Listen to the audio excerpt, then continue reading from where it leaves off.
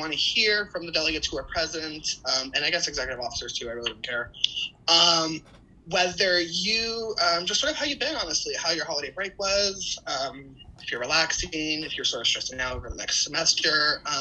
And I also want to hear sort of your beginning steps as far as SBA regarding training, all that jazz. So, yeah, whatever delegate wants to hop on, the floor is open. Thank you.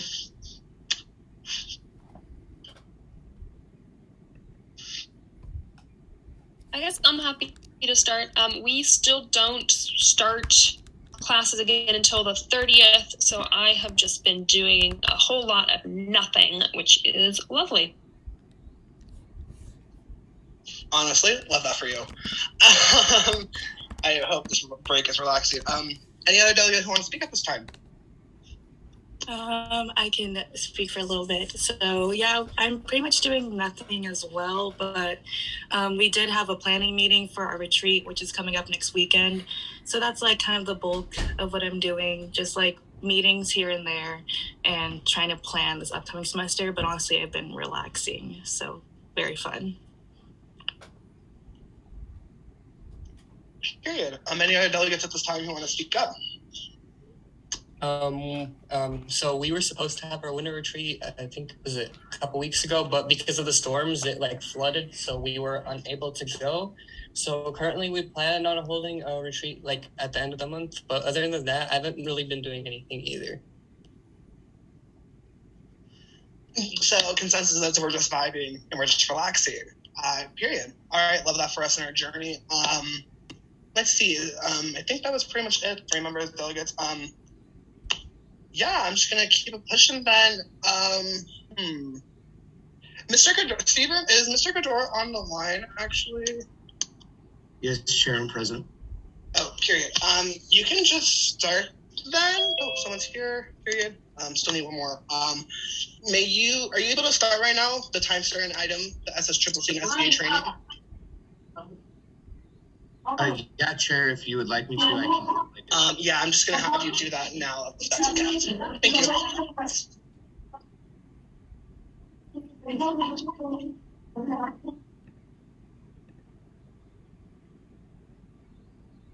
Chair, could you give me permission to share my screen? Perfect, thank you. Not bad. No, you're great. Well, hello, everybody. All right, let's see if we can. Actually, Stephen, I'm going to cut you off because I just meet Quorum. I just saw that, so go. Sorry, I apologize. You're good. Okay, Vice President Martinez, since you're doing the minutes, can you mark that Deanza and Evergreen College are here at this juncture? All right, period. Moving back, I apologize for cutting you off, Mr. Gore, but I'm just going to have them adopt the agenda real quick one time for that one time. All right, so I do want to make a couple, actually, I'm put my camera back on because I just sat down too. I'm back at my parents' house, so excuse the mess of my hair in my life. Just right. So with that being said, is there someone who can't mute? Period. All right. At this juncture, the only amendment that I would like to make at this time is that on item 3BC, the regional summit location discussion, I will be changing Director Voxlock as the lead, and then I will be leading that discussion. So that is the only amendment presented, unless there's any other amendments from delegates that they want to present to the floor at this time. All right, hearing and seeing none, is there any objections with adopting the agendas with the amendment presented? And you're all good, Delegate Carr. Thank you for sliding through. Okay, hearing and seeing none, the agenda is adopted with the amendments presented through consensus. Moving on to item D, consent agenda. I'm going to put a pin in consent agenda because one of the items is correlating with another. So I will circle back to consent agenda at a later time. Moving on to public comment. Is there any individuals right now who want to address the Region 4 public comment at this juncture? Chair. You are recognized, Mr. Lewis, with 3 minutes on the clock. Well, first of all, I'm glad you got a quorum. Second, I'm over here in Santa Cruz, I think some of you have heard, we've been having a lot of important people coming over and checking out at Capitola. Our governor came down here. I hope I may get over later for the training just to say hello. But we can do better as we move forward. As you know, I believe that a First Homie Club established at Cabrillo, that we'll get there. And then if I do get over, we'll just say hello. I hope, Robert, you know that we have someone that I've been trying to get his staff to connect with you. Omar, you know that he is on our San Jose City Council. You have a relationship with him. Invite him to come on over and meet this organizer we got us. Come on over to the hotel or whatever. As far as Salinas, come on, I know my homies are going to have a club down there. So know that I have the domain name. And our mayor in Santa Cruz, I'm no stranger, and Felipe Hernandez from Watsonville, let's make this region like connect to that where 9 community colleges are and where the real homies are down on the east side of San Jose. So if I don't get there, I will do my best. I have something I can't miss over here on Saturday, but I'm there in spirit.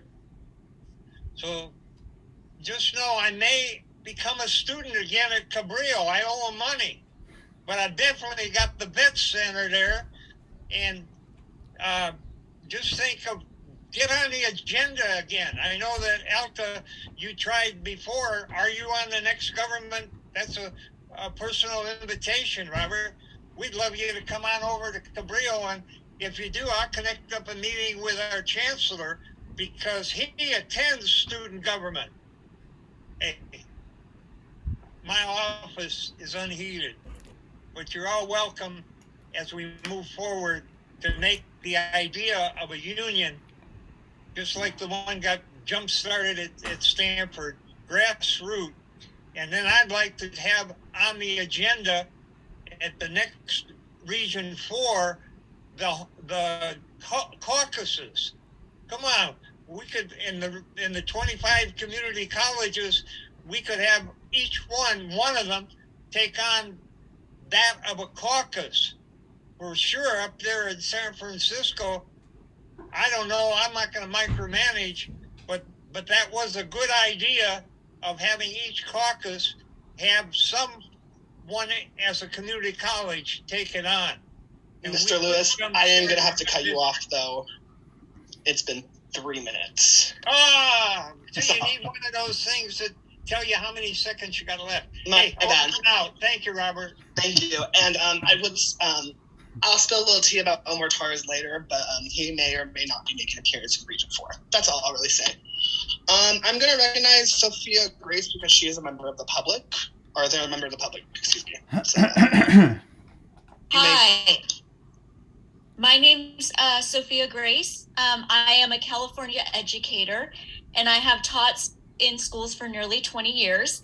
I learned about this organization to help students through your treasurer, David Orta.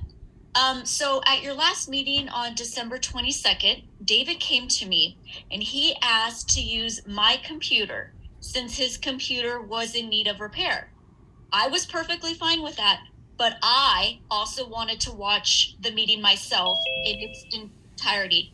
So I let him use my computer as long as I could record the meeting so I could watch it later. Apparently, some individuals were saying that David recorded the meeting, but I recorded it as a member of the public and as a teacher, again, for nearly 20 years. I know that I am allowed to do that. The last thing I wanted to say, personal, was that I wanted to congratulate David for his presentation on the regional summit location, and that it is very clear that the Hartnell College King City campus, let me address again, King City campus, is a great choice for this event. He and the administration did a lot of work to reserve the space, and I'm here to see how the rest of the student body is going to contribute to this event. Thank you. Thank you for that, Ms. Grace. I appreciate you sliding through and, presenting that to that. Vice Chair Orta, I would recognize you, but this is for members of the public only, and since you are an executive board member, I don't have to recognize you. Well, I'd like to actually, you're not recognized quite yet. Thank you. I'm actually just going to jump into, since, we're already talking about it, I'm just, Mr. Kadora, I know you're here to do your training. I apologize, but since we're already talking about it, let's just jump right into it. If there are no objections or discussions, I will be moving on to item 3C, Regional Summit, the Regional Summit location discussion. Is there any objections or discussions with me jumping there from delegates? Cool. Hearing and seeing no objections from delegates, I'm just going to jump right into this discussion since this was a hot topic. During the December 22nd Delegate Assembly meeting, it was discussed and approved for the delegates to approve of the regional summit to be held at the Hartnell campus with the backup of San Jose City College campus. That was the vote. That was discussed. However, it was brought up by executive officers and discussed and amongst executive officers if it was clearly elicited to the delegates if it was the Hartnell College campus at T City, which is an hour away from the Salinas campus, or the Salinas one, which is in Region 4. So I, as chair, had brought this back as a discussion item so to clearly elicit to delegates that the vote that occurred last time occurred to the regional summit to be held at the Hartnell campus at King City. So I want all the delegates to look up right now, first and foremost, before I address the executive officers, because I know both executive officers have some things to say. I would like the delegates to first pull up to see the distance, because you did vote to make this a mandatory event. So I would like first and foremost that. Let's see. Then what I'm going to do is, since it wasn't clearly elicited and there has been some discussion and contention amongst executive officers, what I am going to do is I'm going to allow both, so quote unquote, a pro and a con. So pretty much I'm going to allow Director Voxlock say why he wanted to bring this item up to begin with, and then I will elicit Treasurer Orta to speak on behalf of why he would believe that the King City should be remained. So at this time, is there any questions from delegates about how we're going to keep going this? Cool. All right. So with that being said, and I'm going to offer each executive officer 2 minutes to speak, and I will pull it on the timer and share my screen and all that this time the third for full transparency. All right, this is my mom's computer, so bear with me. Let's see, this. Period. Okay. Oh, it's already set for 2 minutes. Beautiful. So with that being said, I'm going to allow Director Voxlock to speak first, and then I will allow Treasurer Orta to go after. Director Voxlock, are you ready? Actually, is there any questions from delegates at all before I continue and keep it pushing about what we're doing right now? Cool. All right, hearing and seeing no questions or discussions at this juncture, Director Voxlock, are you ready? No, I would like to ask you, instead of putting up the timer, I'll put my own 2-minute timer. Could you put up, you could start the timer, but could you share a screen of the map that is included of the agenda item, on the agenda item that's linked on the, so, thank you. Then you said the match, Lad Voxlock? Yeah.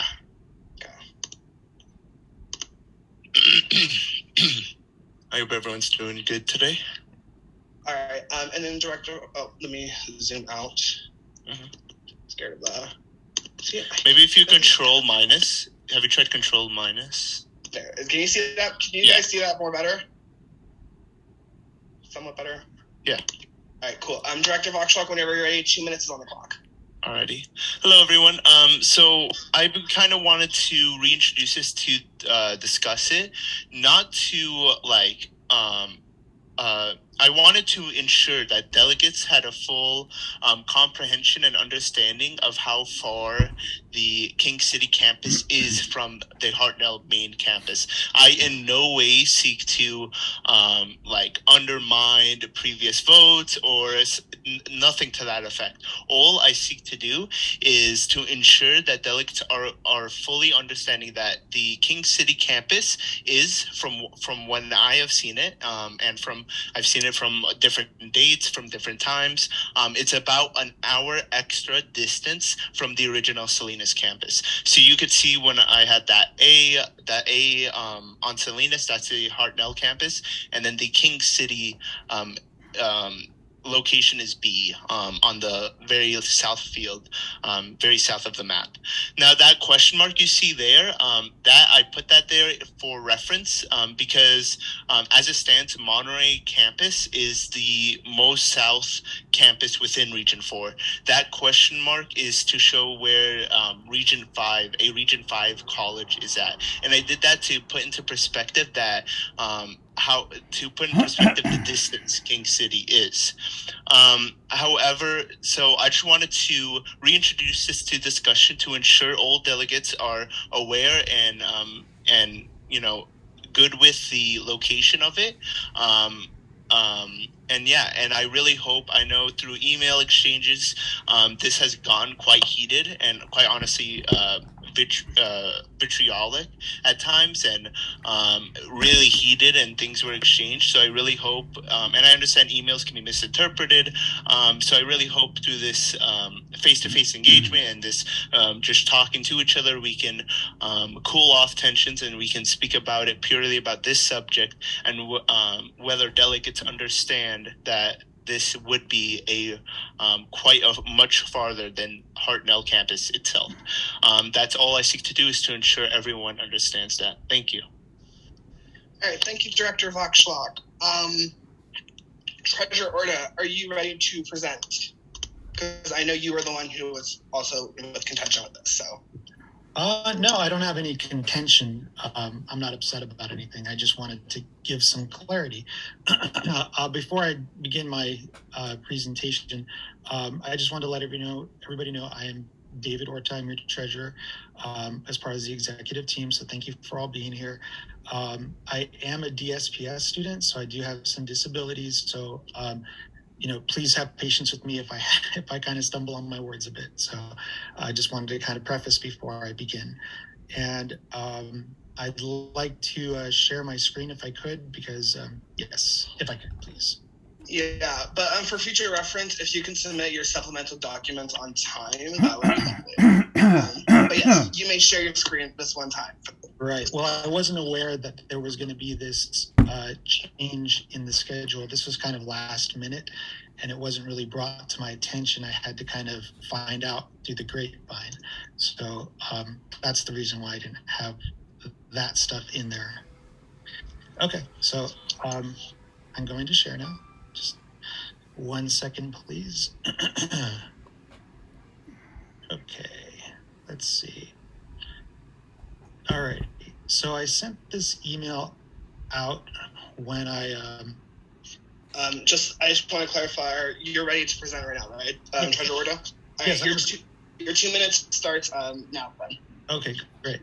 Okay, so the issue so thank you. I'd like to paint a more accurate picture than the one that has kind of generally been presented. The issue wasn't that, the issue was that there was someone said that there was confusion in the presentation when the delegates voted on having our regional summit at Hartnell King City campus back on December 22nd, 2022. My presentation included a PowerPoint with a map that I used for reference. When there's the screenshot of the map right here. And my exact words were, the campus we've been offered for the regional summit is the King City campus. And I pointed out its location on the map, and then a picture of the campus. So I had mentioned, here's Salinas up here, right? and then here's King City down here, okay? And this is a screenshot of the PowerPoint slide from that meeting. And even in the live closed captions, it says here the campus we've been offered for the regional summit is King City. Now, after we had voted on that matter and it was approved, I was then tasked with communicating with the dean and administration staff of Hartnell College, and the paperwork was completed by January 4th. And on that day, we had an SSCCC executive meeting, and I announced that the meeting was that the venue, Hartnell King City, was set and confirmed, and that the host college dean, Dean Mustafa, would be giving a welcome speech to our region. Everything went smoothly at the executive meeting, so there was no contention on that January 4th. All of us were in agreement and everything was fine. And this is a copy of the slide that I presented saying that the Hartnell College dean approved the event and the paperwork was being submitted. It says tomorrow, which would have been February 5th, or not February 5th, I'm sorry. It would have been January 5th because it was January 4th on that meeting, but it actually was turned in that day. So on the day we took the vote on December 22nd, I was working on a computer belonging to a member of the public who wanted to see the meeting, which was Sophia Grace. She did a screen recording so we could watch it later. Treasurer Orta, your time is up. So I will give you like 15 more seconds to wrap up your final thoughts. Okay, long story short, there are many issues here. The item was debated, discussed, and ultimately voted.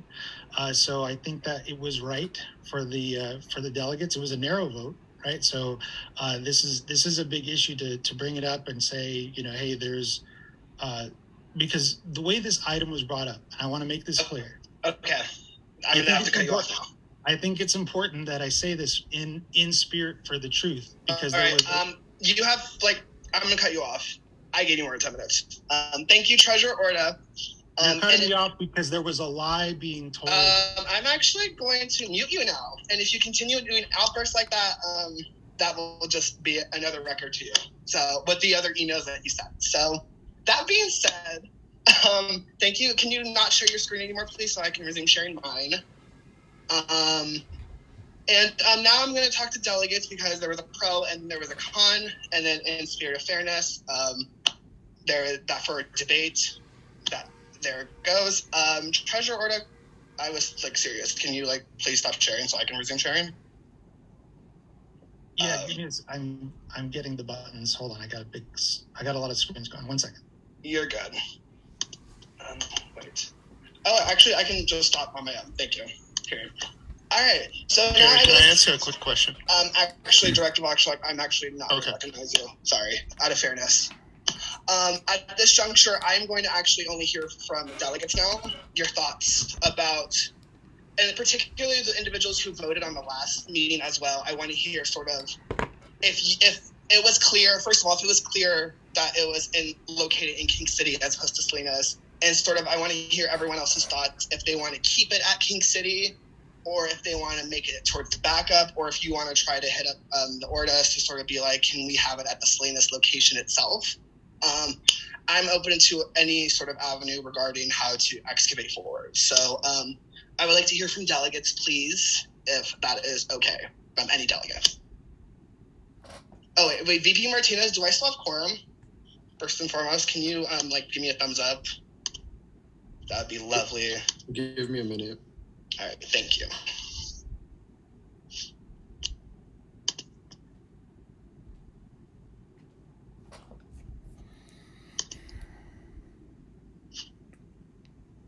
Since I'm not familiar with the Region 4 delegates, is it fine if I do a quick roll call? Yes, please. Cabrillo College. Present. De Anza College. Evergreen Valley College. Present. Gavilan College.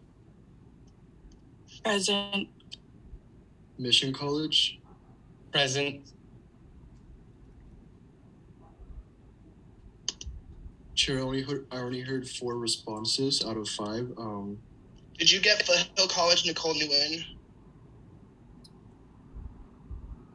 I didn't, but I see that they are present, so Chair, you still have quorum. Okay, thank you. And I peeped that Delegate Khan's online, but I don't know if he dipped. So yeah, I would like to hear from delegates now, please, if you will. Okay. I do briefly remember last meeting hearing that we voted on was a satellite campus for Hartnell. I think I didn't realize that it was that far from where the rest of Region 4 is.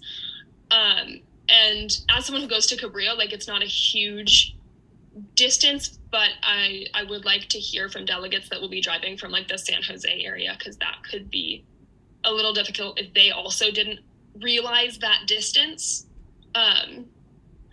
But I guess my big thing is if it would be extremely difficult to switch to the Hartnell campus that is in Salinas, I'm willing to drive that distance. But I think I have, because I'm close enough already, it's not a huge deal for me. So I'll step back, and I'd like to hear other people. All right, thank you, Delegate Murphy, for that. Any other delegates? Delegate Tamadong, you're recognized. Okay. I also do remember voting that it was on a satellite campus, and as Delegate Murphy said, I didn't realize how far that satellite campus was. For me personally, since I'm from Hollister, I'm okay with driving that distance because I'm closer to King City, but the only thing I worry about is, yes, the delegates from San Jose, and also that some of my other people on my council are from Gilroy, and they're closer to San Jose. So it's one of those things where it's it's going to be different for everybody. And I know that there are some people that want San Jose, some people that want Hartnell, but yeah, similar to what Delegate Murphy said, I want to hear what people from specifically the San Jose area have to say about the distance for this one. Thank you, Delegate Tamadong, for that. Delegate Nguyen, you are recognized. Thank you. So as someone who is in the San Jose area, south of Bay Area, I wasn't here to vote at the last meeting in December, unfortunately, but I am pretty much aware of what discussion is going on right now and how we are conflicting between campuses. And as someone from San Jose, I would like to clarify, transportation is being provided, right? No, transportation won't be provided, but if you do decide, a reimbursement will be made as far as mileage goes. Okay, awesome. Thank you so much. So as someone from San Jose, I do think that it is quite a bit of a drive. So if it would be possible to locate to the campus that we've discussed to be closer, that would be most ideal. All right, thank you, Delegate Nguyen, for that. I'm going to recognize Delegate Carr, and then Parahannak, and then I'll circle back to Delegate Murphy. All right. So I'm also from the San Jose area, and I also was not here to vote last December. But it seems like this has become a very heated issue, and it's more than just about the location, I guess. So I just want to, if this is more about the delegates deciding on something and then later something else is trying to be decided, I guess I'm fine with I basically just want to hear that the delegates are fine with changing this if possible. And this isn't an issue of something was decided on before and now we're trying to change it. Does that make sense? It seems I don't know, it just seems a lot of people are very mad over this, and I'm not really understanding why. It doesn't seem like a standard issue where I think we're usually a lot more calm. All right, thank you, Delegate Carr. Delegate Parahannak, you're recognized. Okay, so originally I had voted against it because of the location, and once again, it's going to be even further. It's going to be a 2-hour drive from my house, number one. Number two, I do not have a driver's license, so I find it a bit inequitable of how would I get there because it's so far away. And on top of that, I'm also a high school student, so for me, it's a lot more challenging as I already have an extremely busy schedule, so this would make it even more complicated. Thank you, Delegate Parahannak, for that comment. Delegate Murphy, you are recognized. Yeah, I just had a quick question because I was pretty sure when we originally started discussing having a summit that we had decided if it was going to be mandatory, it would also be hybrid. And now I'm hearing that it's sounding like it's going to be in person only. So I'd just like to get some clarification on that. No, thank you for that, Delegate Murphy. No, it would still be not in person. It would still be a hybrid modality. That's not going to change. It's just the in-person meetup and where y'all want to slide through. That's what's okay, great. That does actually help a lot, knowing that it'll be hybrid, and just making sure everybody else also knows that, to see if that makes it maybe a little less intense. Okay, thank you, Delegate Murphy, for that. Delegate Carr, you are recognized. Yeah, I feel like I also heard that, and then I didn't know that this was going to be hybrid, but hearing that, I think it's very reasonable to have it at King City if it's going to be hybrid, because that eliminates the problem of driving and like commute time and stuff like that. And it seems like this is what was already decided on before, no? So is there, like, the driving problem can be fixed by joining over Zoom for those of us who live on the further side of the region in like San Jose, Gilroy. Cool. Let's see. Thank you for that, Delegate Carr. Is there any other delegates at this juncture who want to discuss, participate with this discussion? This is a very lively discussion I wanted to keep engaging. Delegate Murphy, you are recognized. Yeah, sorry to come back. I would just, how difficult would it be at this juncture to change the location to one that is closer? Would that, because I believe it's scheduled for February 4th, so we'd have to change it within the month. I don't know if that would cause any big issues. For getting to San Jose City College, hypothetically, no, it's not going to be an issue. I think the only issue is that Treasurer Orta had already put in all the paperwork in and all that, this, that, and the third regarding already setting it up. But if it is sort of an easy fix where I could just hit up San Jose City College's facility coordinator, who I'm very close with, to the point where I can just shoot a text to her and get this sort of planned away. But I just sort of wanted to just, I hope that answers your question. And what would be the difficulty of getting it to the Hartnell campus that is closer, so that we could still keep up that relationship with Hartnell, but might be a little damaged if we change it last minute? I will defer this question to the Ortas, or Treasurer Orta and Vice Chair Orta. Since Treasurer Orta has his hand raised, I'll recognize Treasurer Orta to answer the question that Delegate Murphy just asked, which is, how hard would it be for us to switch to the Hartnell campus in Salinas? Correct, Delegate Murphy? Yes, that is correct. Thank you. Treasurer Orta, can you answer that question, please? Yeah, thank you. As far as it would be difficult in the sense that it would be damaging to our relationship, because the paperwork was passed to the dean of the school, and then the dean had the program assistant work on the project, and then the facilities request was handled by another administrative assistant. And the dean of the college has taken time also to write a welcome speech for the SSCCC, has already reserved the room when it could have been used for another thing. And I came to the administration saying for certain that we had a business item, we voted on it, and it passed, because they wanted to be sure that we were 100% for this. And so I took the minutes, not the minutes, okay, based on what we had agreed on and how the vote went out. I said, yes, you're 100%, we're going to be there. And so they hired security for that day. They gave us extra time for setup and for packing away. We planned for a carpool to pick up any delegates that needed to go from San Jose to King City. So a lot of arrangements have been made, and it would be quite damaging, to say the least, So that's, because we had decided on December 22nd, and January 4th, it was confirmed at the executive, and the paperwork was passed through. So that's long story, yes. Thank you, Treasurer Orta, for that. I'm quite curious as to the whole transportation thing and everything else, because we'd never talked about that. So I'm a little bit perplexed by that, but that's aside the point. Delegate Carr, you are recognized. Right. Especially with the new information that there will be transportation, like carpool for delegates. that live further away, I really don't see the problem with having it at King City, and especially because there's been so much planning clearly that's gone into this, and I don't want even the dean at the college got involved in this, so I don't really see the problem as someone who lives like in San Jose further away from the campus.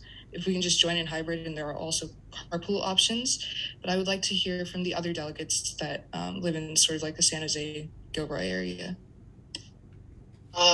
Regarding the transportation, this was the first I've ever heard about this as regional affairs director, so I'm a little bit perplexed as to what he's referring to. So I would say hold off on that because I don't know logistically how that even excavated for, because we never had that discussion any type of iota. I'm going to recognize Delegate Nguyen and then Delegate Tamadon next.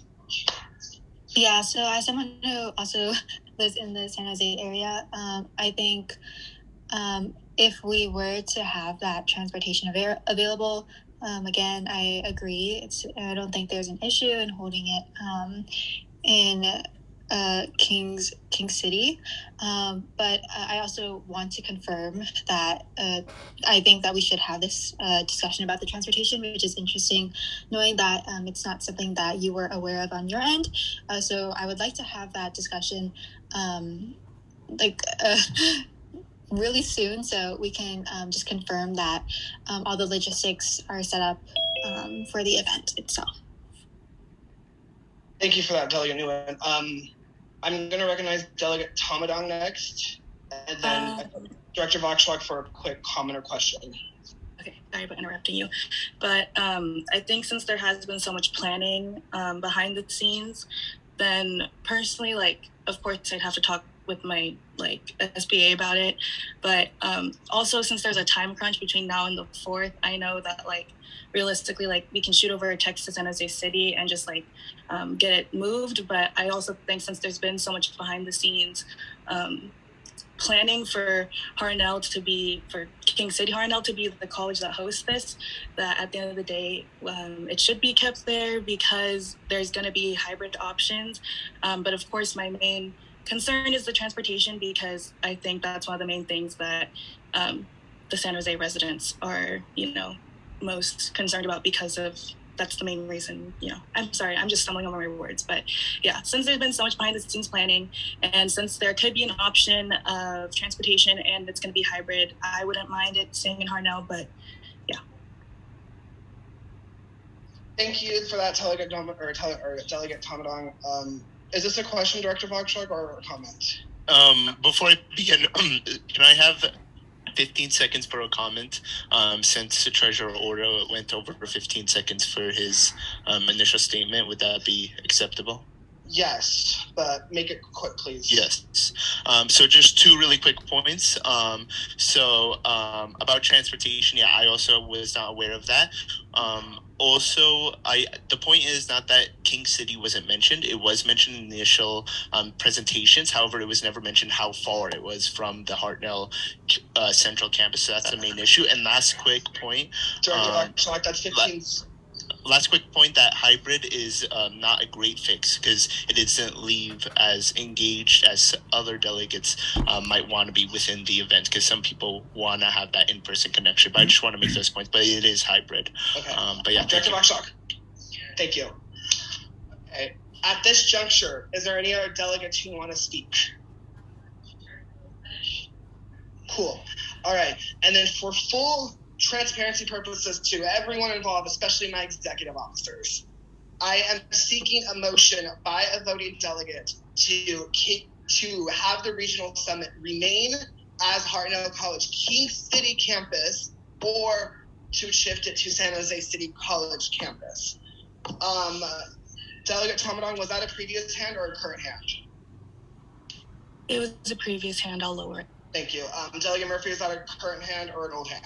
That's a current hand. Can we please hear from Treasurer Orda about for some little more details on what the transportation is? Are we allowed to hear about that? Yes, of course, because I and Director Voxlock were also unaware of this. So yeah, please, Treasurer Orda, if you can explain sort of the logistics behind how you're going to provide carpool to the delegates and their SBA members. Great. The carpool was supposed to be discussed at this meeting, but then there was the hoopla with changing the venue. So, yeah, so it was planned right after the executive meeting in terms of coming up with a solution, because I know that some of the individuals, some of the delegates might have had a difficult time getting over to the Hartnell campus. So I was looking into options for that. So I did look at a couple different options, but also I was thinking what we could do for the carpool is Vice Chair Orta has a van, and what we can do, it's serviced and it's in good shape, and we could pick up up to six delegates, including ourselves, to carpool people from San Jose City College or from the San Jose Caltrain. Let's say if someone's coming from a distant college and they want to just stop off at San Jose Diridon Station or whichever station is most convenient, and we could all carpool together as a delegate assembly of 8 people. So the van will fit up to six members. So if there's 6 members that need to get driven, we can leave at about 8 a.m. I believe, and then leave at 3:25 p.m. from King City. So everybody will get back in time. And that was just I was going to actually, Dr. Adams, if you want to respond to that, because actually, hold on. Sorry, Dr. Adams, before I respond. So what I'm hearing at this juncture is that your solution is to sort of have vice chair sort of swoop around and come pick up everybody. Is that what I'm hearing correctly? There's also an option for chartering a bus, and I have a couple of those options, but I didn't get around to it because my attention was then focused to the venue changes. Okay, thank you, Treasurer Orta. Dr. Adams, you are recognized. So I'm concerned about carpooling in a personal van, particularly since you're bringing delegates. There is liability issues for the SSCCC under such arrangements. There would have to be certain waivers and such that would be signed in case anybody's in an accident.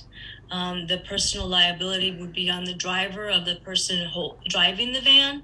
If you get in an accident, that driver could be potentially sued and responsible for any costs associated with it. So I just wanted to share that with you all so that you ensure that you're going into this full eyes wide open.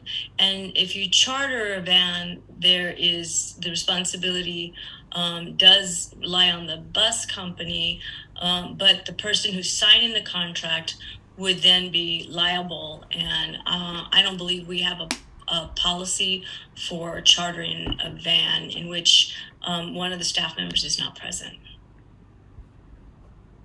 Thank you, Director Adams. And then for clarification to the delegates who that is, she's the executive director for the SSCCC. So she is she's sort of, her and President Turvalon are sort of the ones who sort of oversee the organization, I guess. So that's sort of who I brought into this as well to sort of answer you guys' questions regarding logistics like that. So thank you for that, Dr. Adams. Is there any other questions from delegates at this juncture regarding anything, this topic?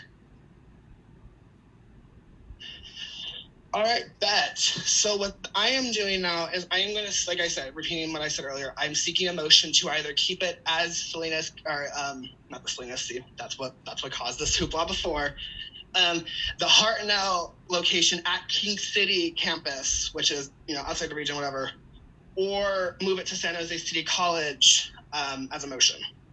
I don't think that makes sense. Anywho, y'all know what I'm talking about. So I'm seeking a motion for whatever at this juncture by delegates.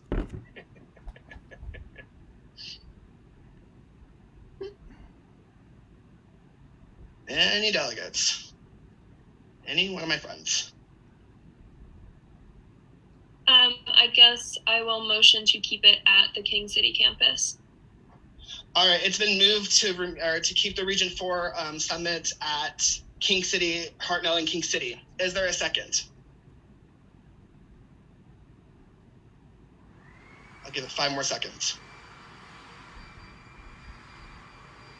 All right, hearing and seeing no second.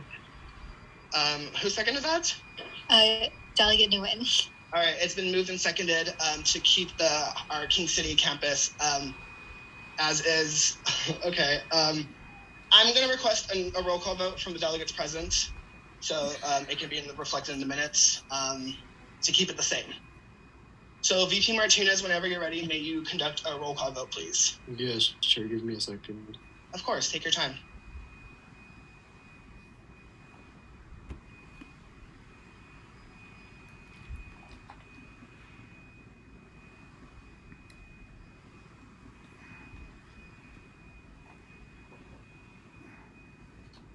All right. Cabrillo College, Yes. De Anza College, Evergreen Valley College, Yes. Foothill College, Yes. Yavalon College, Yes. Mission College, No. De Anza College,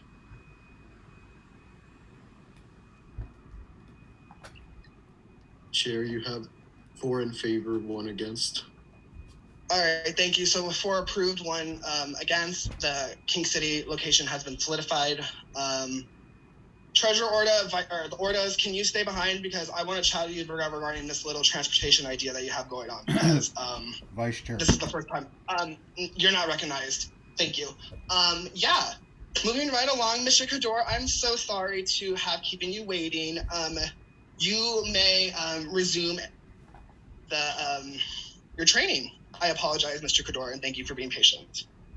Yeah, no problem. Thank you so much. Let me share my screen. Hello, everybody. I hope you had a happy holidays. Can everyone see my screen? Okay, perfect. I hope you had a happy holidays. My name is Stephen Kador. I am the community organizer. Oh man, I'm in the wrong one. I'm the community organizer for the Student Senate, so I once upon a time sat in the same position as you did as a delegate and as an executive officer for the regions, and now I'm on his staff. And I'm here to do this training for you. We're going to go through one on SSCCC and your SBA. How do we kind of communicate together? What are some of those things that we can do for each other? And then also get into the changes to Brown Act that are going to be hitting or that are going to be reflected at the end of February and are going to be affecting not just the regions, but also your student government. So first off, what is the SSCCC? You've seen us, you're part of our, our regions and Region 4. We're the 501c3 nonprofit, but really we were established at the statewide level to give you, the students, a formal and effective opportunity to participate in the formation of state policies. You are here to be able to give us insight on what that student perspective is so that we can change policies at the statewide level that are going to affect all colleges. And then what is your SBA? So Title V says that the Board of Governors recognizes the SSCCC as the representative of community college associated student organizations. So we are the collective of all the student governments that are out there in the California community colleges. Ed Code 76060 says that your Board of Trustees authorizes you to form a student body association. So however long your student body association has been in effect, it is because once upon a time, your Board of Trustees actually, took action to recognize you. But you could see in Ed Code in the law, it says that your organization is there to encourage students to participate in the governance of the college. You can conduct activities, fundraising, all of that kind of stuff, but you are there really primarily, your main focus is supposed to be to participate in the governance of the college. And you do that as a student government, and you get other students to do that also. So what is participatory governance? If you think about it, participatory governance is that set of practices under which faculty, staff, students, they get together, they brainstorm, and they're supposed to, form policies on how the college is run, right? So The SSCCC does that at the statewide level. We have committees that we sit on, or our students sit on, and also that we get students from across the state to sit on, in diversity, equity, and inclusion, in budget, in curriculum, and we've at that level they go over policies and we provide that student perspective. For you all, you do that at your college level, right? You have a budget committee, a facilities committee, all of these different committees that exist on your campus. You, the students, need to ensure that you are present and providing that student perspective, because if you're not, they are going to say that they provided you the opportunity and you did not take that opportunity, and decisions are going to be made without any student input. And that's not what we want, right? We want to make sure that students are providing that input so that you can really, put your handprint on what's going on your campus. So if you think about it, Ed Code 70901 says that the Board of Governors, which is the statewide Board of Trustees, they're to establish procedures for faculty, staff, and students to participate in college governance. So what does that look like? They have a whole committee structure. What are those committees? How many students are present in each committees? How many faculty are present? That kind of stuff. And they are going to have the academic senate, which is your teachers, be primarily responsible for curriculum. So what are the minimum standards? And I always want to make sure that student governments and you, the delegates, make sure that you bring this back to your student government. What are the minimum standards that you are supposed to have on your college campus? So 1, students are supposed to be able to develop policies and procedures that will have a significant effect on them. So you, the students, we can argue that anything that happens on a college campus is going to have a significant effect on you, right? So any decision-making process that is present on your campus, you should be involved in that process. So whether that's a task force, a committee, a strategic meeting, whatever it is, you need to be present because you are supposed to help develop those policies and procedures. 2, the governing board shall ensure that the district and college levels, any recommendations that students make, any recommendations, any positions, resolutions, anything like that, are given every reasonable consideration. That's in law. You were supposed to be given every reasonable consideration. Have you ever felt like you went to your administration and said, hey, the students have this idea, and it just gets shot down just like that? That shouldn't be happening on your campus. I want to make sure that you know that is written in law, that a minimum standard that you have is to be given every reasonable consideration. So make sure that your administration knows, hey, you have to at least listen to us and give us some feedback on why you're saying no, right? Or what is the process? What process is shooting us down, right? Because you should be given that every reasonable consideration. And that's the phrase that you should be throwing at them every time. The governing board shall also not take action on any matter that's going to have a significant effect on students until it has provided the students an opportunity to participate. This is a kind of gray area that some colleges get into, because there are a lot of policies and procedures and things that come up that they take action on, and the student input was never put into that decision. But they're going to tell you, well, we had it during this committee meeting, and that decision the decision was made during this committee, and there was no student there. We gave you the opportunity to be a part of that committee, yet you didn't show up. So that's why it's so important for student governments to ensure that you are in all of those committees on campus. And what this last standard says is it doesn't have to be you, the student body association. It doesn't have to be just your leaders, right? You are the ones that appoint students to go to those committees. You could have a business major student sit in the budget committee, right? You can have a CTE student sit in your facilities committee. You are the authority that puts those students there, not your college. Right? Your college is not the one that says, okay, we want this student to be a part of this committee.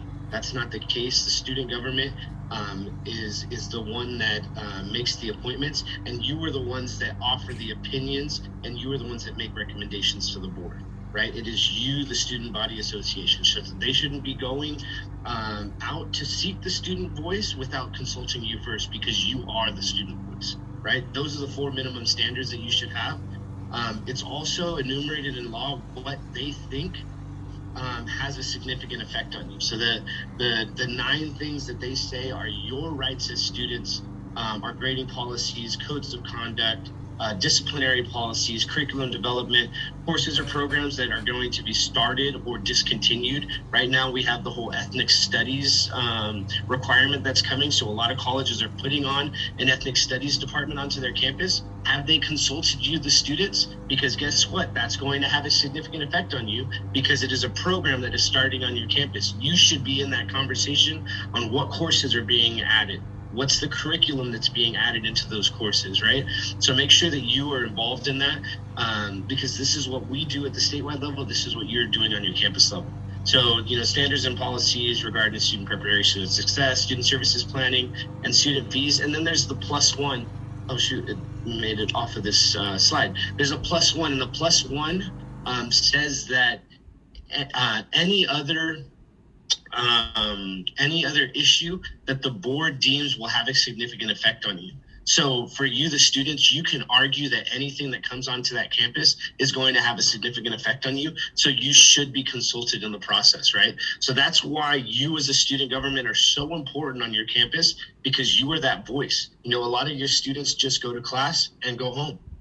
You are that voice that is in that committee to, raise awareness for different issues, for, food insecurity, for transportation issues, all of these things that have that significant effect on you.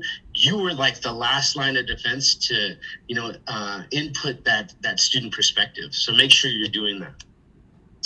At the SSCCC, we do a lot of legislative and policy advocacy.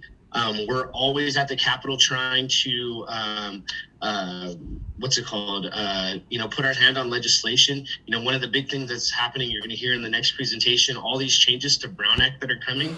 We're already at the Capitol trying to make exceptions for students so that we don't have to put our address anymore on the agenda, right? Because that's going to happen again, where we have to alert people to our location where we're accessing the meeting.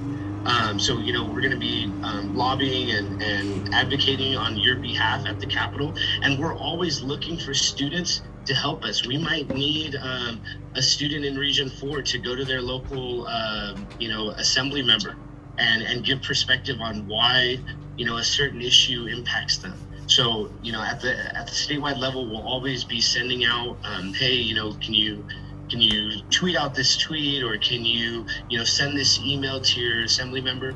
Make sure that we're connected in that way, because we want to make sure that some of these, policies or legislative measures get passed, because we are the students, or you are the students that, your perspective is what they want to hear. So some of these things that we've been going over, Cal Grant reform, mental health access, all of these things, the SSCCC has heard from you, the students, that these are the issues, and we've taken them to the floor of the Assembly and to the Senate, and they've passed, and we were able to do that, and it's with your help that happens.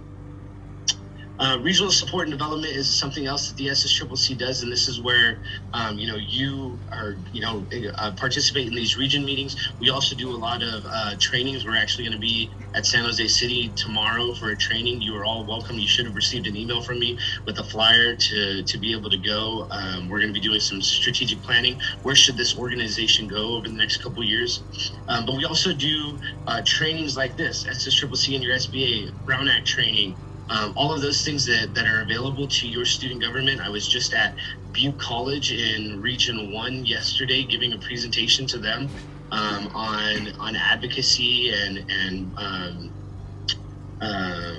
advocacy and just student development. So if you're looking for resources, please reach out to us. That's what we are here for. We're here to empower you, the students, to be successful on your campus. So we've been doing college visits. We'd love to come and check out your campus, either this year or maybe next year. We've been doing some listening tours with the Chancellor's office and the training and resources, like I said. One of the big things that you, the students, can really have an impact on our organization is through the form of resolutions. Some of the resolutions that come forward, or all resolutions that come forward, are made by you, the students. You see an issue that's happening on your campus, and you say, you know what, I want to tackle this issue, and make sure the student senate continues to advocate for this issue. So you, the students, put forward some resolutions. Some of the ones you see here, elimination of proctorio systems, expansion for Cal Grant eligibility for undocumented students, LGBTQ training for SBAs, broadband issues. You've seen the water bottle refill stations. That was once a resolution that turned into a bill. Menstrual equity, so getting menstrual products into restrooms at community colleges for free. That was a resolution that turned into an assembly bill that ended up becoming law. So all of these things come from the students, and you influence the policies that we tackle at the statewide level. So I encourage you, if you see an issue that's happening on your campus, create a resolution. The timeline is coming up where our resolutions are due in February. So if you see an issue, reach out to your RAD, to your VPRA, get your student government together and put forward a resolution that can be voted on by the students. If you want to stay connected, I have a couple QR codes. Please join our mailing list. The other one is a way to share your story. This is a way that you, the student, can give us some ideas on what you're interested in. What are some of those passions you have? Maybe you have a passion for undocumented students and you want to speak on behalf of them. We'd love to know that. So that way, when a topic or when the statewide chancellor's office or an issue comes up and they say, hey, can you get a student to come and speak on a panel for us? Or could you get a student to give us a quote about something? We'll reach out to you specifically and say, hey, you know what? Is there would you like to take a part in this discussion? So please sign up for those. But yeah, so we definitely love to connect with you. Get us in there for some training at your SBA. Make sure that you are really providing that student voice, that student input, because that's why we exist as student organizations.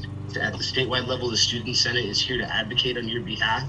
We're that last line of defense. We want to make sure the student perspective is being heard.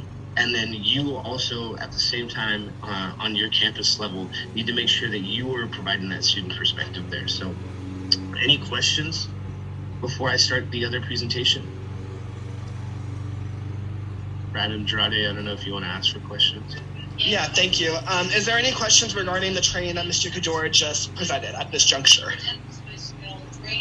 From anyone, I guess. Yeah. Cool. Oh wait, hold on. Is there a chat? All right. Cool. Hearing and seeing none. Mr. Kajor, whenever you're ready, may you move on to AB 2449 discussion, please? Yeah. Awesome. Thank you. The good stuff. All right. So as all of you know, our organization, the SCCC, our regions, our committees, your student government, your board of trustees, they all fall under Brown Act. And Brown Act, can anyone give me some requirements that Brown Act has? Anybody? What does Brown Act say? You think about it. What are some of those things? Go ahead, Fiona. You have to publicize the agenda. I think it's either 48 or 72 hours in advance. 72, you were right. So Brown Act says 72 hours in advance, you need to let the public know that you're having a meeting. What else? Anything else? Go ahead, Alec. You also need to have the location published so people know where to go. Yeah, people need to know where the meeting's being held. So you need to publicize the where the meeting's at. You need to make sure that an agenda is published at the meeting site so they know, oh, there's a meeting that's going to be had here. That's great. Brown Act also talks about communication, how you're supposed to communicate. You're not supposed to talk about, certain items. So Brown Act really is a way for the public to remain informed, right? So there's certain things that we have to do as an organization to make sure that we're not doing things behind closed doors, that we're not keeping the public out of that knowledge. So before we start, I just want to say I'm not a lawyer, right? but I've done a lot of research on these bills, on Brown Act specifically, and on AB 2449. So I'm interpreting the law as it's written and how we're going to implement it as an organization. So Government Code 54950, this is Brown Act. Government Code 54950, it says, in enacting this chapter, the legislature applies and declares that public commissions, boards, councils, other public agencies in the state, we exist to aid in the conduct of the people's business. This is not business that we're doing for ourselves. It is the intent of the law that all of our actions that we do are taken openly and that deliberations can be conducted openly. And like you said, or like I was saying earlier, we're really doing this because we want to make sure the public remains informed, right? We want to make sure that they know how we arrived at certain decisions. They know, our decision-making process. So it also says that, the people of the state do not yield their sovereignty. They're not giving you all the power. They're just saying, hey, you can do the work for us. So they want to still remain informed, so that they can still maintain control over, you, because they were the ones that elected you into these positions, elected you to be a delegate. They elected you to be your, student body president or whatever it is. So they're saying, hey, we're not going to go and approve all these budgets. You can do that, but you still need to tell us what you're doing. So Brown Act refers to legislative bodies. So legislative bodies are either created by a state or a federal statute. They are a committee that is created through a formal action of a legislative body. So if you are a legislative body and you create a committee, that committee then is now a legislative body also. It's any standing committees that have a continuing subject matter jurisdiction. So if your student government has a budget committee or an events committee, well, guess what? That is now a legislative body because it has a continuing, events committee is always going to talk about events, right? So that becomes a legislative body. So Brown Act refers to legislative bodies. Your student government is a legislative body. Any standing committee that it has is a legislative body. The student senate is a legislative body. All of our regions are, all of those internal committees are. The only thing that isn't is your advisory committees. Like if you do an ad hoc committee that is less than a quorum of your membership of the legislative body, then that is not a legislative body. All right, that's the only thing. So the SSCCC, we were created in Title V. It says that, as I said in our last presentation, we are the collection of student organizations. So all of our standing committees are legislative bodies. For you as student body associations, you, as I said earlier, your board of trustees, which is a legislative body, took action to establish you. So that means that you are a legislative body. So Brown Act, therefore, applies to you. So what are some of those key requirements? The agenda's got to be posted 72 hours in advance. All member locations need to be on the agenda and posted. That means if you are having a student government meeting at your college campus, that address needs to be on there. If you, however, are Zooming into that meeting, you are only present if your location has been published on the agenda. Does that make sense for everybody? Because this is a huge part to Brown Act. Any member must disclose their location on the agenda, for where they're going to be accessing that meeting. And then that, wherever you're accessing that meeting, whether it's your house, Starbucks, Domino's, wherever you're at, it has to be on the agenda, and then that becomes a public location. So if you put your home address on there because you are Zooming in from your house, you therefore have to allow members of the public to come into your house to access that meeting. That is what Brown Act says. And it's really because Brown Act is a law to get legislative bodies to meet in person and to allow the public to address you in person. And Brown Act really is supposed to be that transparency bill, right? Like we need to remain as transparent as possible. So when COVID hit, that became a problem. So I'm going to go over some of the things that COVID allowed us to do, like with Zoom and everything. But that's all going to change pretty soon. And you are going to have to start putting your location back on the agenda. You have to specify the time and the location of the meeting. It's got to be posted in a location that's freely accessible to members of the public. So guess what? If you are accessing your meeting from the second floor of your apartment complex, that's not ADA compliant. That it cannot be a public, that cannot be a accessible location. So you cannot access the meeting through that point and be present. So go ahead, Vice Chair. Great. Yeah, I do have a question about that in particular. So, given that the whoever the chair is for the meeting and they have to post their agenda at least 72 hours in advance, they also need to have the locations of those members who are going to be signing in printed on that agenda as well. Yes. Okay. So any member. If you were just going to be let's take your student government, right? We'll say that you're the president of the student government. You post your agenda. It's what's it called? The meeting is going to be at Hartnell College Student Government Room. That location is on the agenda. If any member is going to just be present at that meeting, you don't have to put their location, right? Because they're accessing the meeting from that college where you said that the meeting is going to be held. However, if someone else is going to be at their house or at their grandparents or at a satellite campus, right? They're at the satellite campus at your King City campus. All of those addresses would have to be on the agenda. Anyone that's not accessing from the location that you said the meeting's going to be at, from that main location.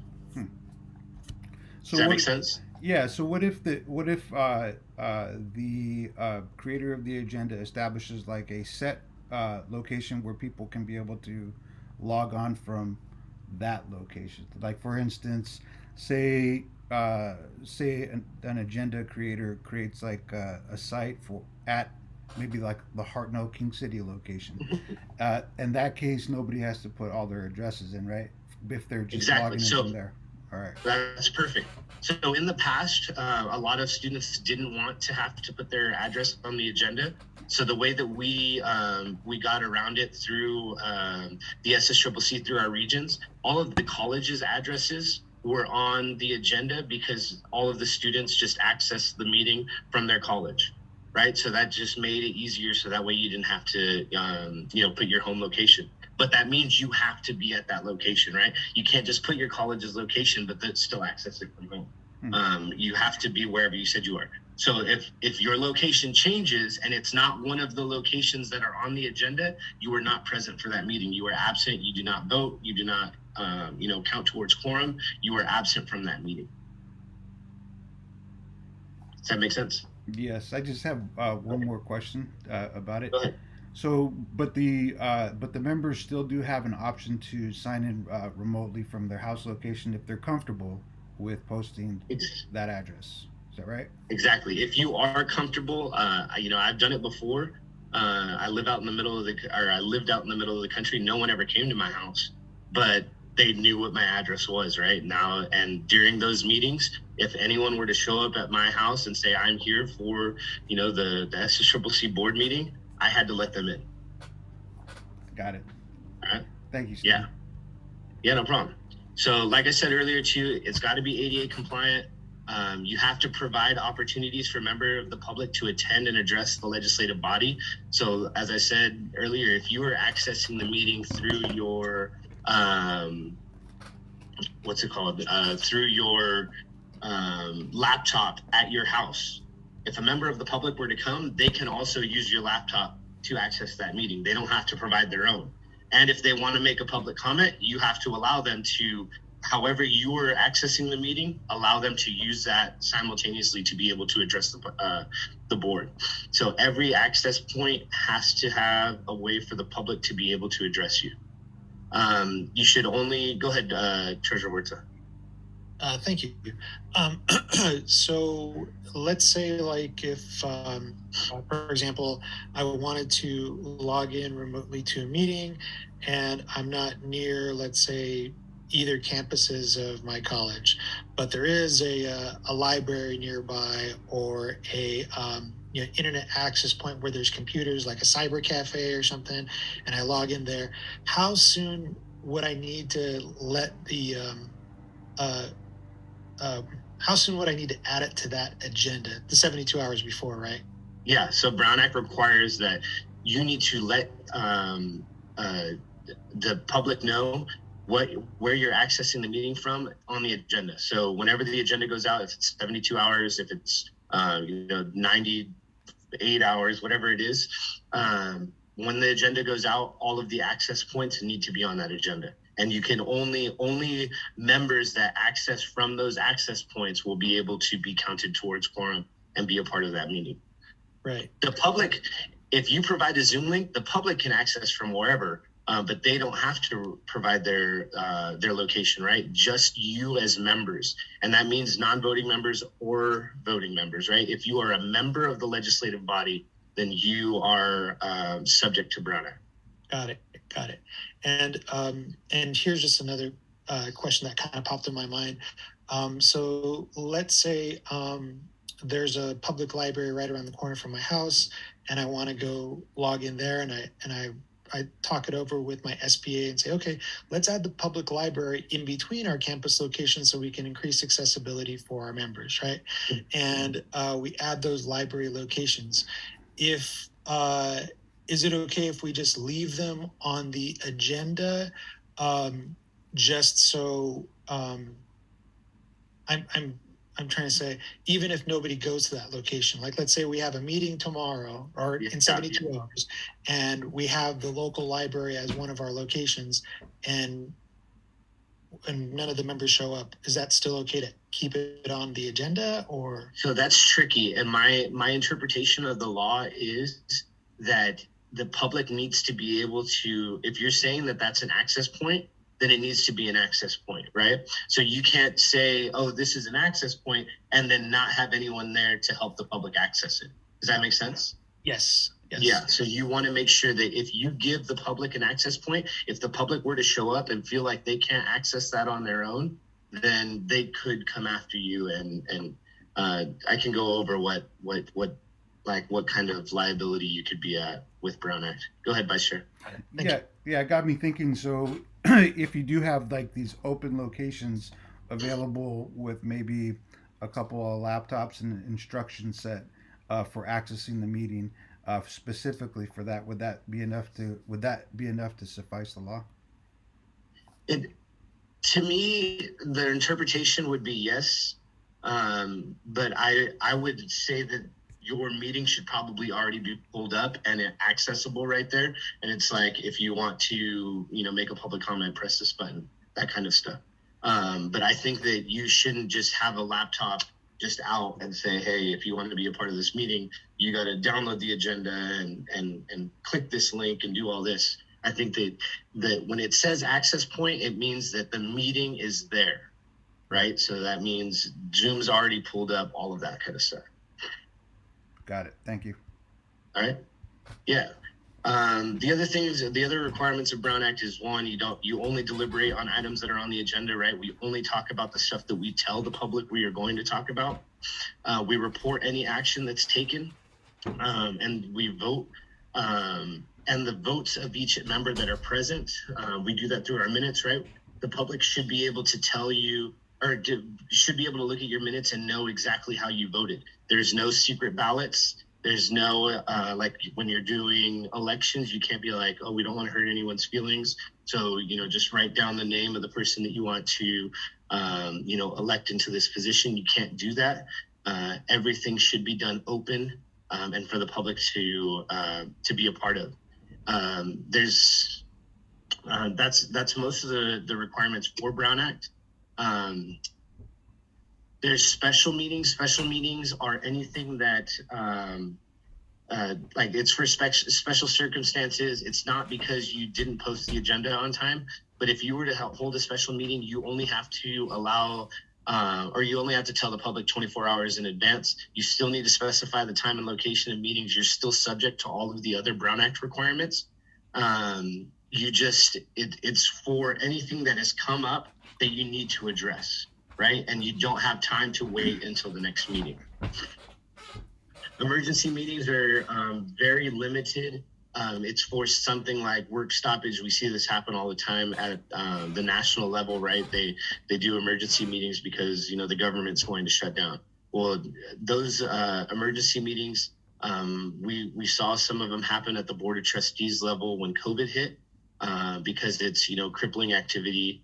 Any severe impairment to public health or safety, you can actually have an emergency meeting where you just post the agenda, and you know, you still have to give the public access to the meeting, but you don't fall under those same requirements for posting 72 hours in advance. For emergency meetings and for special meetings, just like regular meetings, you still have to have a public comment period. Public comment needs to be for every single one of the meetings that you hold. Closed sessions are only for employment, evaluation, discipline of your employee as an organization, and pending litigation. So anyone that's trying to sue you. I've seen student governments go into public closed session because of elections and different things like that. That is not what closed session is for. You are not allowed to do that. Again, it's because all of your business needs to be conducted openly. Our board of directors uses closed session to evaluate our executive director or any lawsuits that come before us.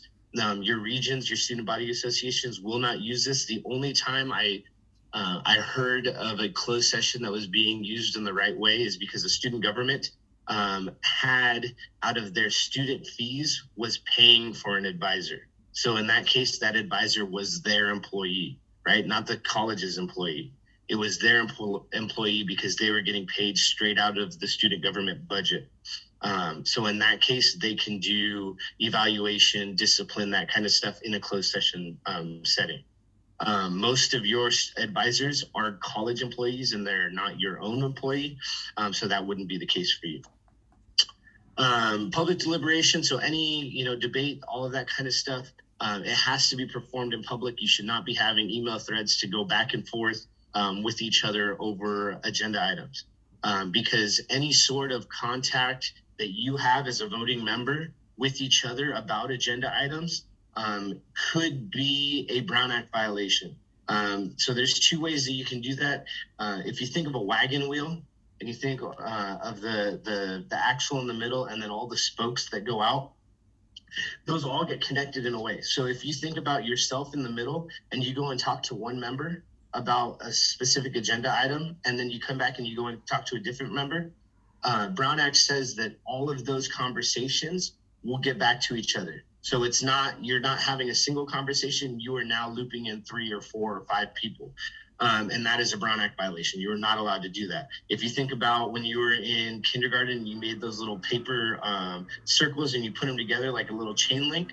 That's the same thing. If I were to go and talk to somebody about an agenda item, we're connected. And then that person goes and talks to another person about the same agenda item, they're connected. So it's like we just had a conversation with 3 people instead of having 2 separate conversations. So Brown Act says anytime that you talk about an agenda item and it gets to at least half of the membership, then you just violated Brown Act. So you're not allowed to have those conversations. So just make sure that, you know, when you're in a non-quorum meeting, any discussion that you have, you should not be talking about you should not be talking about agenda items that you will take action on in the future.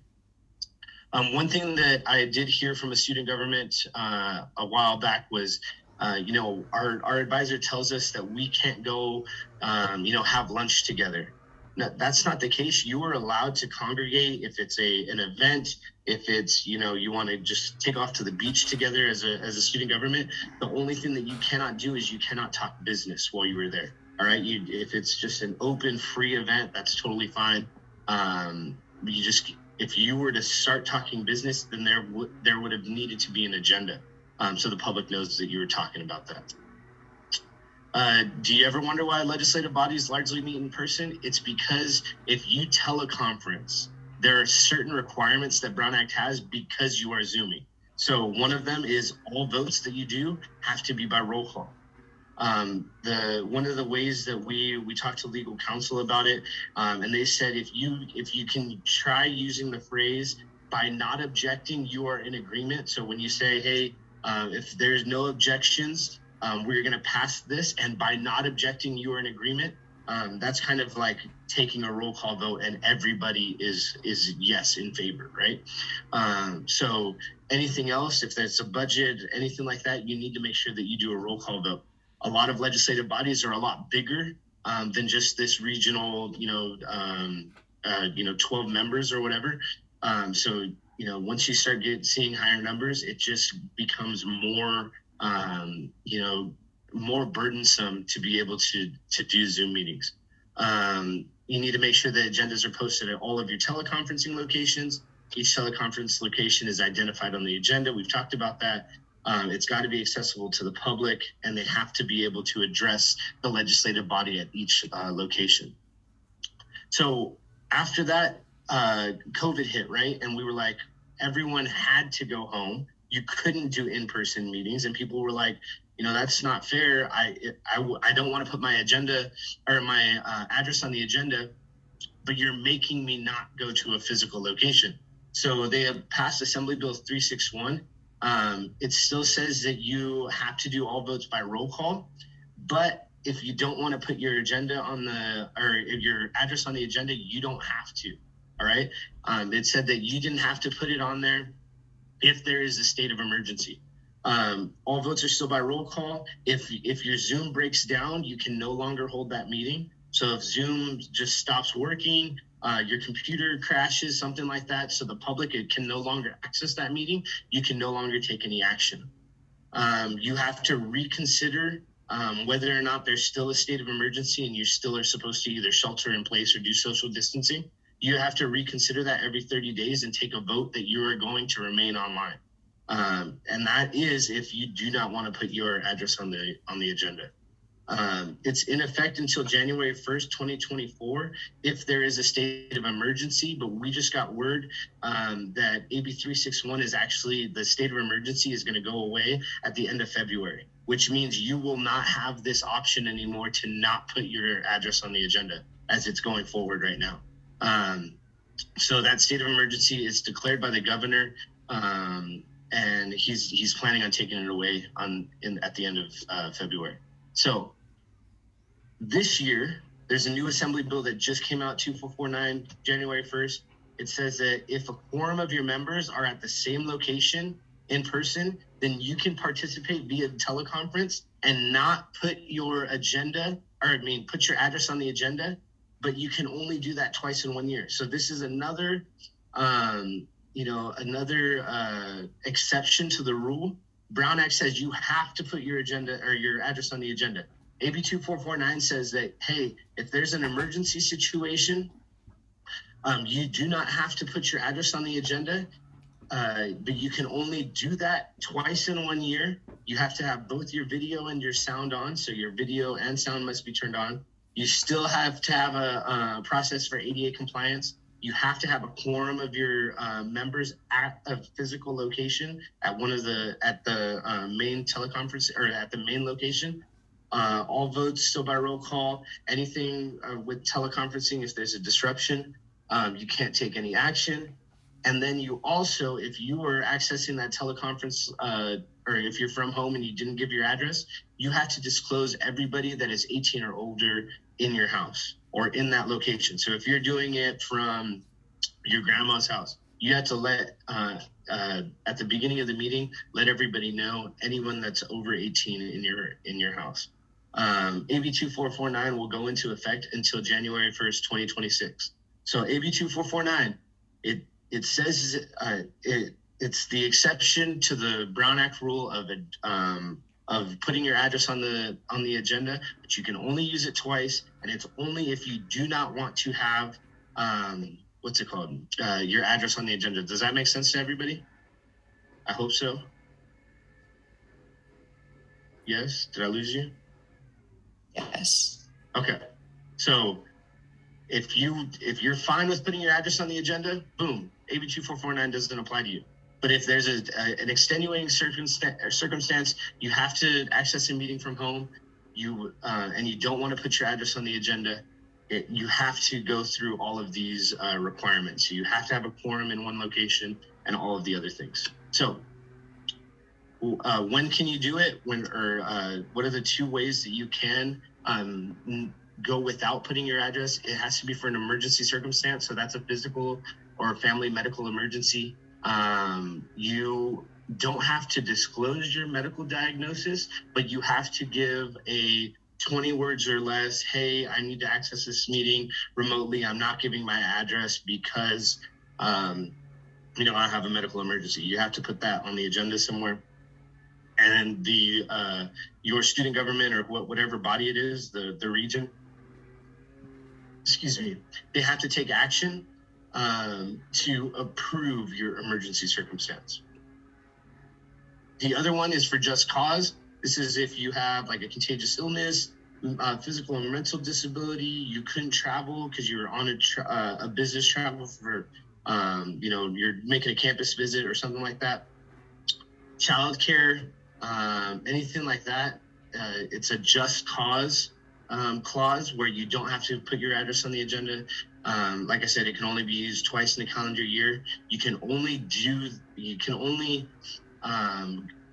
have this exception under 2449 for no more than 3 consecutive months or 20% of your regular meetings. So like I said, they're really trying to push us back to going into in-person meetings.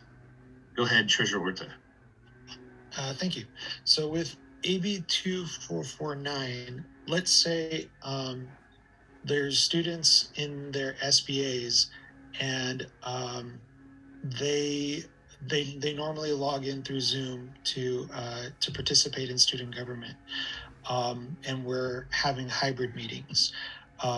And those students that need to sign in through the hybrid, they do that because it's too far of a drive for them, or they don't have a car. Are they still? I'm just a little confused. Are they still able to? Is the SBA still able to list the location, like let's say, the local library, and that's where that student will be, and then AB 2449 doesn't really apply to that? Yes, that's perfect. So if you disclose your location, don't even worry about 2449.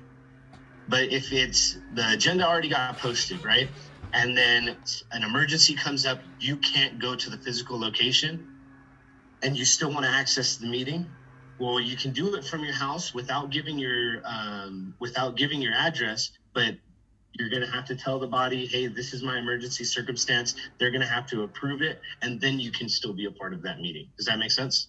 Yeah, it totally makes sense.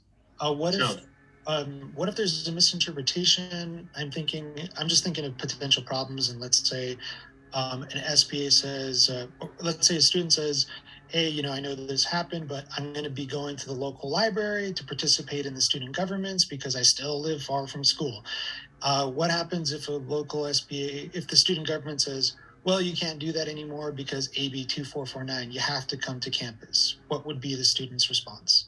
Yeah, no, a student can, or a member can access the meeting however they would like. I'm hoping that the college wouldn't do that to you. I mean, your response should just be, hey, I can't make it to campus. I need to have a teleconference location, and I will disclose my location. That's probably your only response. I would definitely take it up with them and just say, hey, it's unfeasible for me to be able to make that drive. Okay. Yeah.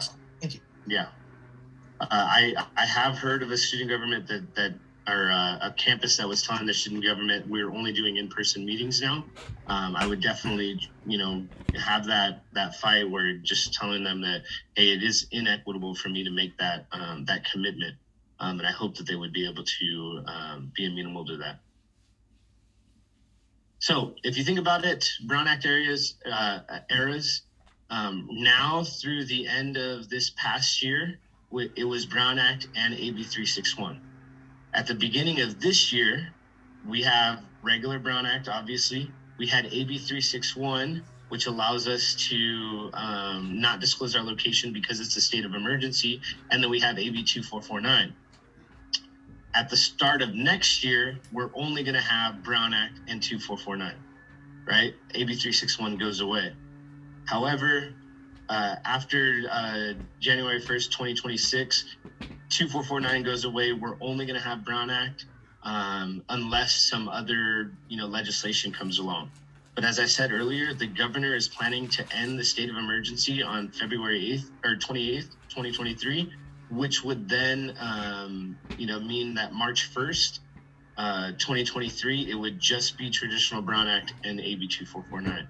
AB 361 will go away. You will have to disclose your location per regular Brown Act rules. Unless the governor keeps the state of emergency going for the floods that we're having. That's another one that's, that's kind of time sensitive right now.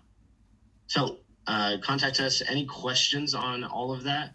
This is definitely going to affect, we're seeing that it's probably going to affect our student leaders the most. We might see some fallout from students because they don't want to have to disclose their location, which stinks. Like, we're already suffering from student engagement issues, right?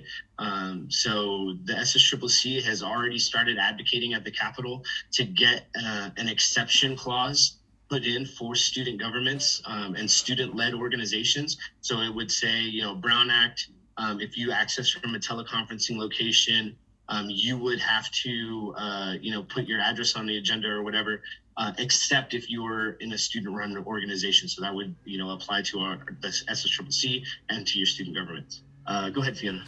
So is there anything that we as SBAs can do? Because this is extremely concerning to me, especially for disabled and chronically ill students who may have trouble getting campus or may be at extreme risk if they catch COVID with all the mask mandates going away. So is there anything that we can do within our SBAs to prolong our ability to be hybrid or to help the SSCCC get those exceptions? Yeah, so that's a great question. So we will have some probably advocacy things that we will be asking our SBAs to do, and that's go to your local assembly members. We'll give you a script on, hey, go talk to them about how this is going to affect you. The other thing that we're saying, you can remain hybrid, right? You can remain hybrid and have all your meetings hybrid. You just have to disclose your location. So what the other option is to have your SBA set up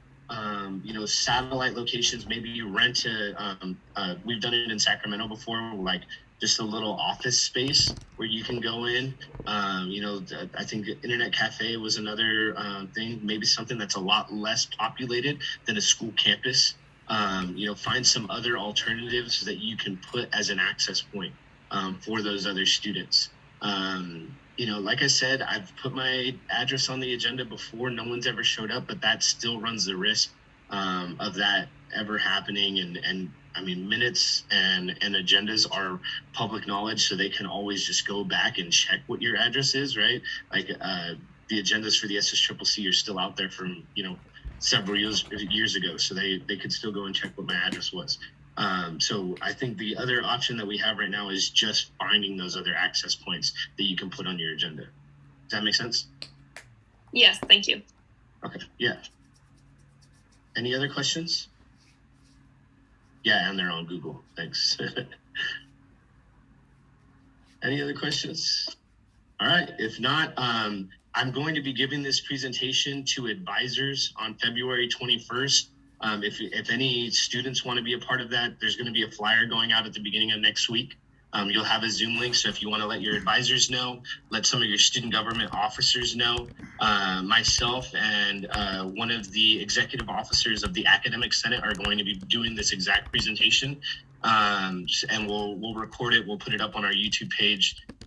So we're here as a resource. We want to help you out as much as possible, but like I said, we're going to be advocating for this change because this definitely is going to be affecting us as students. So thank you very much. I bet. Thank you, Mr. Kajor. I appreciate that. Since there are no more final questions, I'm going to keep it pushing. Let me share my screen one more time for that one time. And VP Martinez, confirm with me one more time. Quorum was lost, right? Yes. All right. Thank you, Chair. Or not Chair. Thank you, VP Martinez. So with that being said, which means item D, consent agenda, we can't take action with the consent agenda. And item 3D, we can't take items, just keep the doodle in the email that I sent you. All right, and then since I officially can't adjourn the meeting, I absolve this meeting at 2:44 p.m. If there are no objections, sorry, yeah. Well, then everyone is free to go. I will hang back for a little bit in case anyone wants to chat. But thank you, Mr. Gador, for your thorough presentations. Thank you for the delegates for being patient. And thank you for everyone. Appreciate all of you. Everyone, please. Robert, how do I reflect on the minutes, the adjournment?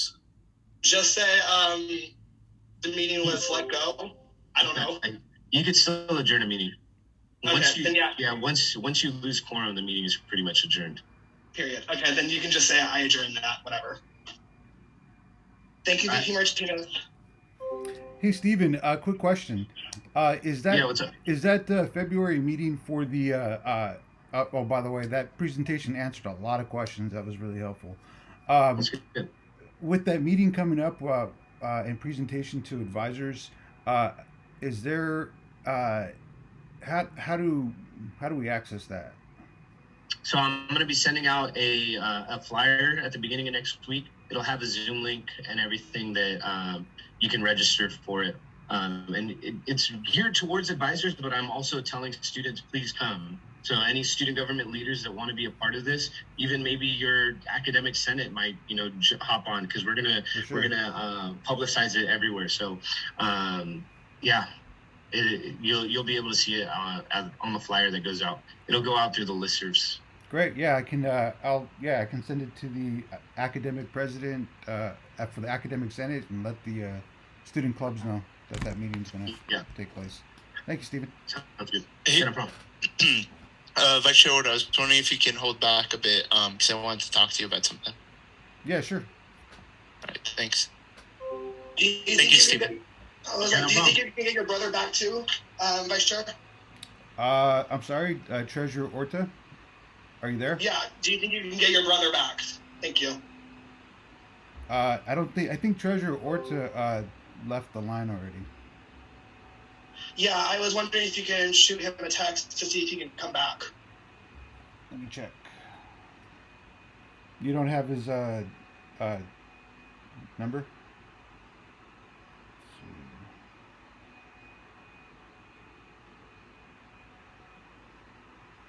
Student Trustee Vallejo, I got your message.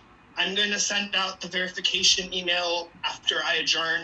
I don't know if you completed it yet, but and then you just complete that verification. You attach your bylaws, because I know in your bylaws it says Student Trustee is the SSCCC delegate. And that's pretty much it. I think that's all I really have to say to you, Student Trustee Vallejo. We'll be at San Jose City College tomorrow for our Board of Trustees training and in the Technology Center. So if you want to slide through, we are more than happy to, have you attend.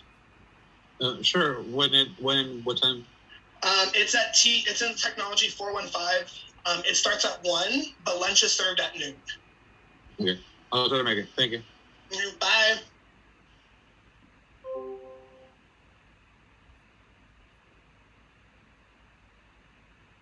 Vice Chair, good to see you. Hey, good to see you, Mr. Are you Lewis. going to go over to San Jose? Tomorrow? Hey, are you going to go over to San Jose? For tomorrow. I'm actually in now already, Mr. Lewis. I drove from Seaside before this meeting. Okay. Possibilities ahead. Not giving up. I think I'm going to head on over and, I've been trying to, for a long time, tracking Omar. And they have somebody from the east side on the city council in San Jose. Woo! So anyway, life is, anytime you want to come down and go to UC Santa Cruz, we'll open up the door. Over and out. Sounds good. Thank you, Mr. Lewis. All right, thank you. Miss Sophia, are you here just to have a chat? Hi. No, I'm just curious to see what happens outside of the meeting at the end of it.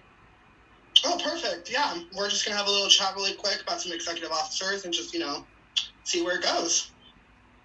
But yeah, you're Director Voxschlag, by Shorta, do you feel comfortable with her being present, or would you like, That's fine. just us to have a conversation? With all due respect, Miss Grace, I would like the regional executives to be here because I do feel like this might be a sensitive conversation. So with all due respect, that's how I would feel most comfortable. So yeah. I don't feel a problem with the member of the public observing our debate and actions. I feel it's a public for the public, so I'd like to stay. It really isn't, though, especially because your friend literally emailed us some vigorous things, and that's what we're going to discuss. So if you want to hear what your friends have emailed us, then so be it, but that's just what the context of this email is. So you're more than happy to continue recording. All right. Actually, the meeting's actually adjourned, so I request that you cease your recording. Thank you.